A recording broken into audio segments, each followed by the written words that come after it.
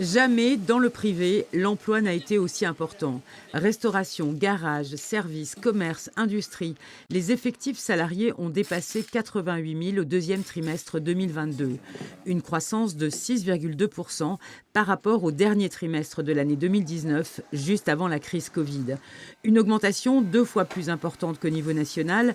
Les déclarations de cotisations sociales vont dans le même Si sens. on compare la période de janvier à août 2022 par rapport à la dernière période que l'on a connue avant crise, donc janvier à août 2019, nous avons une augmentation des déclarations des entreprises auprès de l'URSSAF de l'ordre de 10%.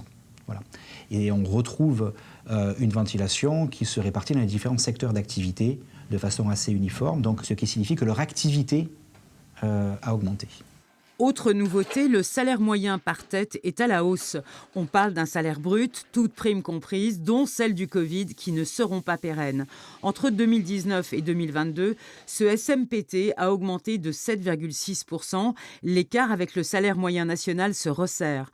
C'est le résultat de la revalorisation des bas salaires dans l'hôtellerie, restauration et café, particulièrement important en Corse, mais c'est aussi le résultat d'un renversement de tendance. Il y a de moins en moins de chômeurs inscrits face à des offres d'emploi trimestrielles qui ont bondi, elles, de 60% en 3 ans.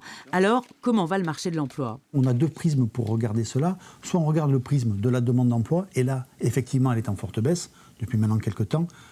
D'après ce que l'on voit et que l'on dans nos agences, il semblerait qu'elle soit encore en baisse pendant l'été. Pour autant, à côté de ça, il y a un nombre d'offres d'emploi de la part des entreprises qui ne trouvent pas satisfaction, puisqu'en fait, on a moins de demandeurs d'emploi que d'offres proposées sur certains secteurs. La durée des emplois, elle, ne change guère. Toujours autant de contrats de courte durée et un intérim qui progresse dans le paysage insulaire. Les contrats à durée indéterminée ont augmenté de 2 petits points. Un tout nouveau site de Pôle emploi permet de visualiser, de comprendre ces dynamiques jusqu'à l'échelle des communautés de communes.